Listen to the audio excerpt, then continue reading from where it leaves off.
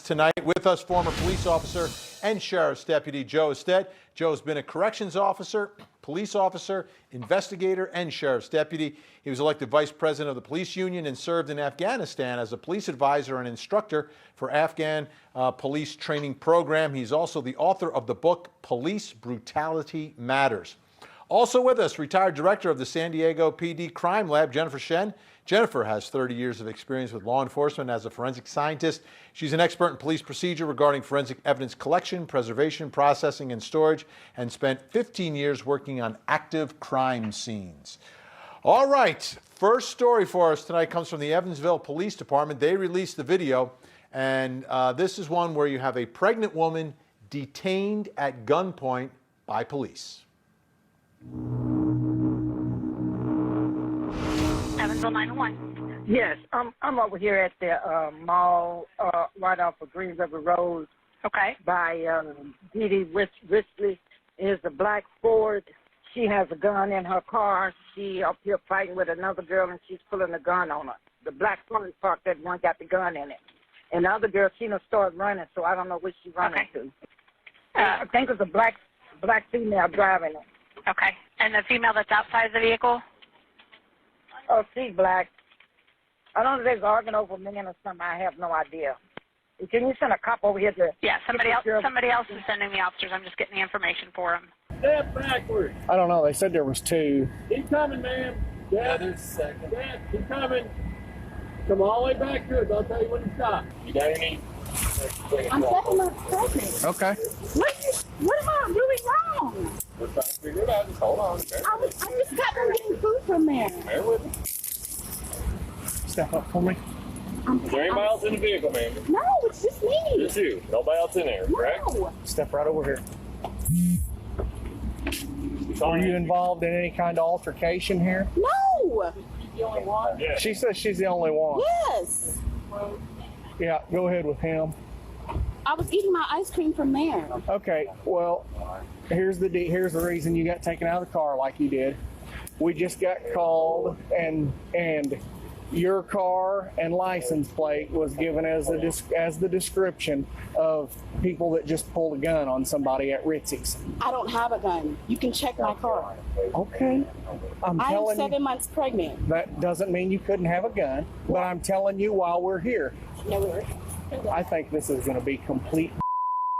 I think so too, but in order to clear it, she's got to give it. She already did.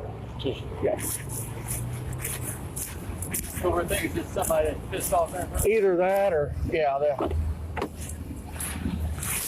yeah, she said, search my car.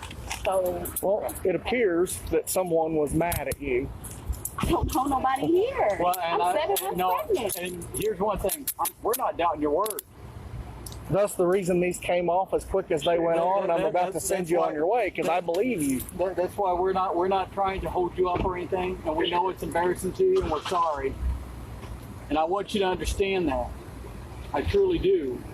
I'm not going to change what your thoughts are. I'm not going to try to. That'd be disrespectful as well. But I want you to understand also in the nature of our world anymore and our job, we've got to approach our job as we do. Such a bizarre case after that 911 call, but was this handled properly? I mean, police responding to that call, doing what they had to do there. Joe Estet, let me start with you. Your thoughts on how police handled this one? Thanks, Vinny, for having me back. I like the fact that you have these conversations, these tough conversations. Now, look at the incident. Officers receive a radio call, 911. A 911 call is a mere summons for officers to investigate a police incident. Now, depending on any other information to support the 911 call helps you when you get there to investigate and start putting the pieces to the puzzle together. Now, the problem that I have, they had no victim. They had no other information but a radio call. And that's not enough to approach a person in this type of manner. This is called a felony stop. A felony stop, you have elements that firsthand elements, information that the person is committed a felony. Now, this could have been someone who was mad at this person. It could have been a prank, a joke. What they should have done is just ask her from their vehicles to come out of the vehicle, approach You see her hands when you walk up to her and say, look, we have a call that you have a gun. Do you have any weapons on you? No, yes, no. As you see, she was very cooperative. You could have patted her down and explained it. You didn't have to scare her half to death because you received information from a 911 call. 911 call is not enough information, and this is definitely an overkill on this type of approach. Jennifer Shen, your thoughts on how this was handled? Well, I kind of really appreciate all the experience that you have, and you would know better than I about this sort of situation. But I will tell you that when you get those 911 calls in, the officers have to respond to a situation where they don't know what's going to happen, and they don't know, what kind of danger they'll be in, or the person they're assisting will be in, or the actual person that's committing the possible crime will be in. So they have to go in with protection of themselves and the citizens in mind. So when they go to a scene where there is the allegation that there are weapons present and those weapons are being used in some sort of threatening or brandishing manner, they have to take precautions. And I actually was pretty impressed with how calm they were and how much they explained to her exactly what their thought process was and exactly why they did what they did. Next story from WKBW in Buffalo, but it actually takes place in New York City. A shooting leaves a student in critical condition.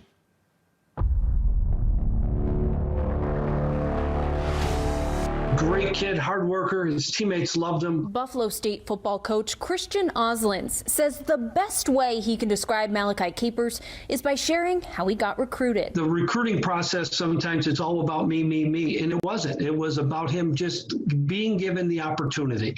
And you don't see many kids that will take that initiative and roll the dice. Oslin says Capers took a 14-hour round trip on the Greyhound bus from New York City to Buffalo. He showed up at the coach's office hoping he would see his potential, and they did. He played with the team until a shoulder injury ended his football future. Malachi is one of those teammates you can count on to get the job done. He doesn't talk too much. He's more of I don't talk a lot, but I'll let my playing show. Capers' former teammates were stunned when they saw the video of the now 20-year-old shot in front of a deli on Monday afternoon. It hurt, but the first thing I could do is just pray. After seeing it, that was the first thing I could do is just pray that everything works out. This graphic surveillance video released by the NYPD begins with Capers walking in and brushing by the suspect inside the store. Then an argument ensues and a fight follows and spills out onto the sidewalk. That's when Capers was shot in the abdomen. One thing is to retaliate and you throw fists at each other and it's over. But for that to happen is just is unbelievable. Investigators say Capers is in critical condition. Wouldn't matter if he is across the country, it doesn't matter.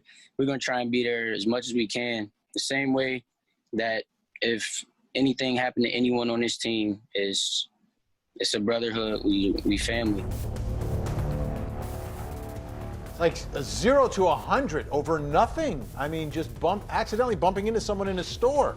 Why did this escalate so quickly? Jennifer Shen, this one I don't understand. I mean, it was about nothing. It was about absolutely nothing. Two people in a store. Oops, I bumped into you. Next thing you know, someone's getting shot. I know, it is very tragic, and I think it goes to show what heightened tensions there are in some of these places where there is quite a bit of gun violence and quite a bit of guns on the street. And so you just never really know how someone's going to react when you get into an altercation with them. And obviously in this case, the altercation went very badly for our victim. So, I mean, that's something to keep in mind when you're out there, is to not engage if you don't have to, when you're in a situation that could get tense very quickly. But this is just absolutely tragic. It's just tragic for this kid and his family. It just breaks my heart. Absolutely. Joe Ested, how does this happen? I mean, and I remember when I was young, right? Yeah, some people you bump into are a little more hyped up than others, but it was over nothing. It was over absolutely nothing. Yeah, Vinny, you're absolutely right. It was over nothing. And I'm going to tell you what a lot of people are arrested for having firearms in similar situations like this. They said that they felt when you carry a gun, depending on your mentality, you feel like, you know, you're a tough guy. You might be a guy who's not able to scrap and have a fair fight. So you feel more empowered to be more aggressive because you feel like having a gun just gives you more false security of being able to handle yourself. So as you see, when he bumped him, he swung and then ran. That would indicate somebody that is not comfortable with going hands-on with somebody. He knew he had a gun. He didn't want to go hands-on with somebody, so he used the gun. And I've heard this time and time again after I made an arrest and interviewing somebody, like, why didn't you just give him a fair fight? What was the problem? He's like, yo, you know, when you got this gun, you really think something different when you actually hold a gun. But that's why I'm a strong believer. Not everybody should have guns. Absolutely. All right, more Crime Time straight ahead.